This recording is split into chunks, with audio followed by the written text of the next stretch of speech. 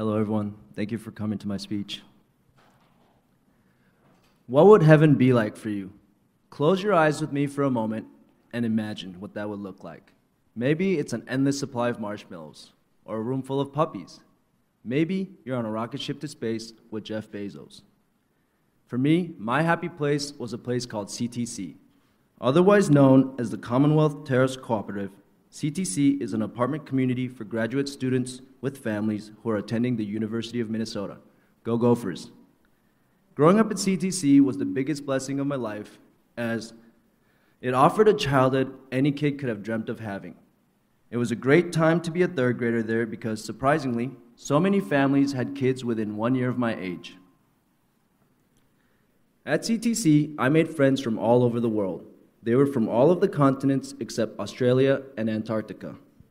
This exposed me to a diverse array of languages and cultures that I was previously unaware of. And throughout my CTC days, I was lucky enough to have tasted some international cuisine at the homes of closer friends and learn about their culture firsthand. I was able to try authentic Mexican, Kenyan, and Bangladeshi cooking.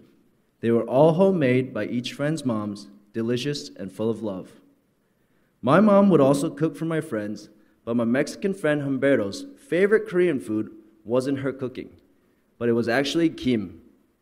CTC was also where I learned that Kenyans speak Swahili, there are many groups of countries that speak Spanish or Arabic, Islamic people don't eat pork, and how to say, "Hello, where is so-and-so?" in Spanish for when Orlando's grandmother would pick up the phone. Hola, ¿dónde está so-and-so? She spoke minimal English, but knew some words to indicate where my friend Orlando or Otto would be. This would be my first experience speaking Spanish. Those were the days. We would get off the bus from school, rush home, throw our backpacks inside without even stepping in, and just run outside to play. We played every type of game and sport imaginable, for hours at a time, and sometimes creating our own. Ward 8 was where we would go first, because it was central and had a good view of the surrounding areas. It has a basketball and tennis court where we would also play roller hockey. Many of us had rollerblades, helmets, and hockey sticks because Minnesota is a big hockey state. Our friend Eden had many of the other necessary equipment: goals, balls, and knee pads, perfect for sliding in. Ward 9 was where my family lived, and it was where we hung out the most during winters, because the big hills there were perfect for sledding. We would go sledding, build snowmen and snow forts, and have intense snowball fights. This is also where we played baseball because it was most similarly shaped to a baseball field, and because the hills kept the balls from going too far. We played with tennis balls because we didn't have any gloves. Finally, Ward 11 was where the soccer field was. It was a regular weekly part of our lives with the CTC team, and something we loved as a group of international kids.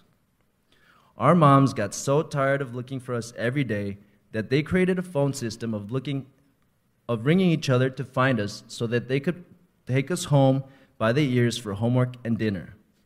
Our true love was soccer, and we were called the CTC All-Stars, a diverse ragtag group of kids with zero discipline but unbounded potential.